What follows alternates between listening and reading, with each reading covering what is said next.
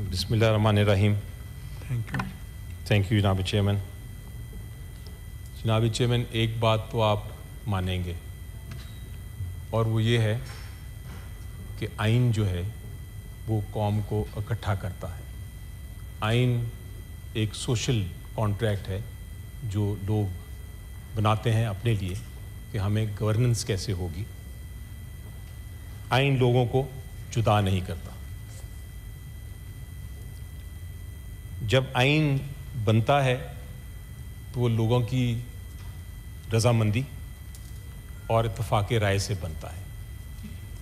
اگر رضامندی اور اتفاق رائے نہیں ہوگی تو یقینی طور پہ وہ آئین اپنی موت ہی مر جائے گا, اور مرتے مرتے جس قوم نے بھی آئین بنانے کی کوشش کی کنسنسس کے بغیر, وہ مرتے مرتے قوم کو بھی ایسا برا نقصان پہنچاتا ہے کہ قوم 20-25 سال پیچھے چلے جاتی ہے. پاکستان کی تاریخ آپ میرے سے بہتر جانتے ہیں جناب چیئرمین. 1956 میں ہم نے آئین بنایا, اس میں پوری قوم کا کنسنسس نہیں تھا. کیا ہوا, 3-4 سال میں وہ مر گیا اور اس کی جگہ مارشل لاء آ گیا. 1962 والا جو آئین تھا وہ بھی مسلط کیا گیا تھا لوگوں پہ. 8 سال بعد وہ ختم ہو گیا اور ایک اور مارشل لاء آ گیا. اسی طرح جس طرح آئین بنتا ہے جناب چیئرمین کنسنسس سے, لوگوں کی رضامندی سے, اسی طرح آئین میں ترمیم بھی لوگوں کی رضامندی سے ہی ہوتی ہے, ان کے کنسنسس سے ہوتی ہے. اور اگر نہ ہو تو وہ ترمیم, حالانکہ ہم بات کرتے ہیں صرف ایک ترمیم کی, لیکن وہ ترمیم بھی ایسا نقصان پہنچاتی ہے قوم کو کہ وہ 20-25 سال پیچھے چلے جاتی ہے. اس کی مثال آپ کے سامنے ہے. آپ کی جب حکومت تھی اس نے بھی سفر کیا, اور جو اس وقت حکومت ہے انہوں نے بھی سفر کیا. آرٹیکل 58(2)B آپ کو یاد ہوگا, اس کے تحت پریزیڈنٹ کو طاقت دے دی گئی تھی کہ وہ ایک منتخب حکومت کو گھر بھیج دے, پارلیمنٹ کو ڈیزالو کر دیں. اور وہ آپ کی حکومت بھی 2 بار گئی اسی 58(2) کے پیچھے, اور PMLN کی حکومت بھی آرٹیکل 58(2)B کی زد میں آئی. تو ہم نے دیکھا کہ ایک امینڈمنٹ جو مسلط کی گئی تھی ایک ڈکٹیٹوریل رجیم میں, اس نے کتنا بڑا جمہوریت کو نقصان پہنچایا. اور اس کے بعد جناب چیئرمین مارشل لاء پھر آ گیا. تو کنسنسس جو ہے, اتفاق رائے, یہ بہت ضروری ہے کسی بھی آئینی ترمیم کے لیے.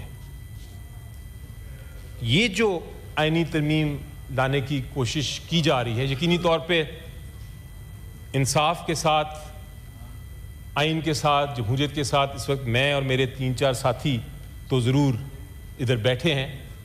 باقی ساتھی اس وقت آ نہیں سکے کیونکہ ان کو ڈر ہے کہ وہ پکڑے جائیں گے اور ان سے زبردستی ووٹ لیا جائے گا. اور شاید کچھ ساتھی ہمارے آج افواہ ہے کہ پیش کیے جائیں گے اس ایوان میں, جو آ کے کسی زبردستی یا کسی اور وجہ سے وہ ووٹ کریں گے آج. لیکن جو آئینی ترمیم لانے کی کوشش کی جا رہی ہے جناب چیئرمین, جو آج کوشش کی جا رہی ہے, اس کا جو پورا عمل ہے, لوگوں کو زبردستی لوٹا بنانا, لوگوں کو پیسے دے کر ووٹ لینا, لوگوں سے زبردستی کر کے ووٹ لینا ایک آئینی ترمیم کے لیے, لوگوں کو زد و کوب کر کے ووٹ لینا, لوگوں پر ظلم ڈھا کے ووٹ لینا, لوگوں کی بچے, بیویاں, بہنیں, بھائی, ان کو پکڑ کے ابڈکٹ کر کے مسنگ پرسن بنا کے ووٹ لینا.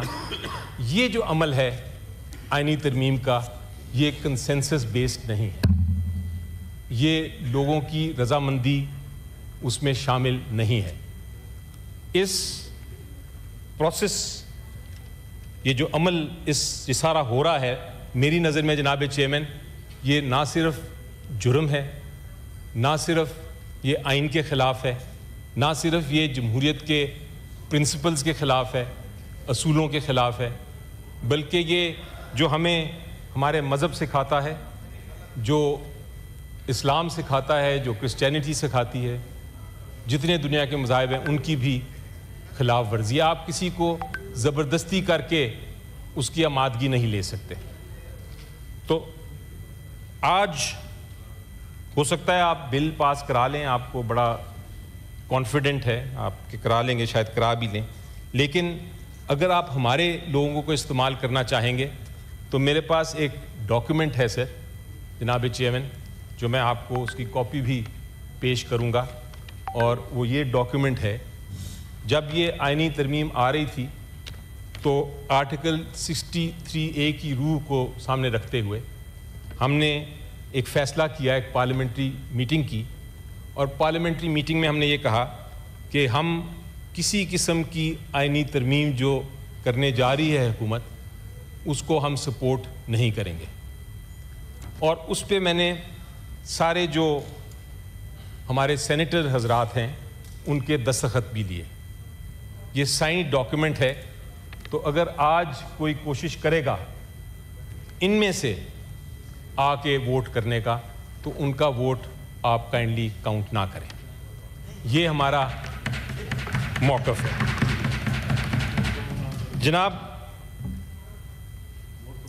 چونکہ یہ پروسیس جو تھا سارا وہ شروع ہی ایسا ہوا، اس کی شروعات ہی اتنی چھپ چھپا کے رات کے اندھیرے میں ہوئی کہ ہم نے اسی وقت فیصلہ کر لیا تھا کہ ہم اس پروسیس کا، اس عمل کا حصہ ہی نہیں ہوں گے۔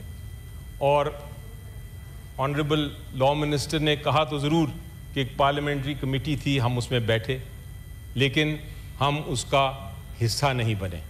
ہم ہر پارلیمنٹری کمیٹی کی میٹنگ میں ہم نے بڑا واضح کر دیا کہ ہم بیٹھے ہیں سننے کے لیے، دیکھنے کے لیے، وٹنس کرنے کے لیے، تاکہ ہم شہادت دے سکیں کہ کیا پروسیس تھا اس پارلیمنٹری کمیٹی میں، لیکن ہم نے اس میں شمولیت نہیں اختیار کی۔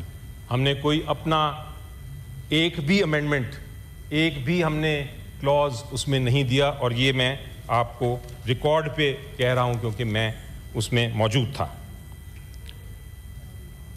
پروسیس کا حصہ تو ہم نہیں تھے، لیکن فار دا ریکارڈ کچھ باتیں میں آپ کو کرنے جا رہا ہوں، اور جو میں کہنے جا رہا ہوں جناب چیئرمین، میرے پاس کم از کم ہر سٹیٹمنٹ کے لیے جو میں سٹیٹمنٹ دینے لگا ہوں اس کے لیے 3 وٹنسز ہیں، اور اگر آپ چاہیں گے تو مجھے ڈاکیومنٹس بھی دے دیے گئے ہیں، تو میں اگر کوئی اس کو ریفیوٹ کرنا چاہے، اس کو کہنا چاہے کہ میں غلط کہہ رہا ہوں، تو اپنی ٹرن پہ وہ کہہ سکتے ہیں، لیکن پھر مجھے اجازت ہوگی کہ میں وہ وٹنسز بھی پیش کروں اور ڈاکیومنٹس بھی آپ کو پیش کروں۔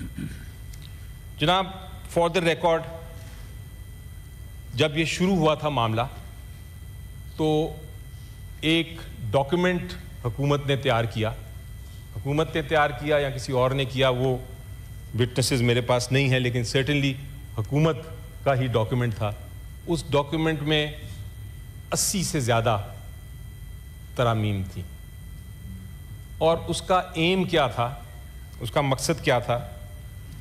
اس کا سب سے پہلے مقصد تو بہت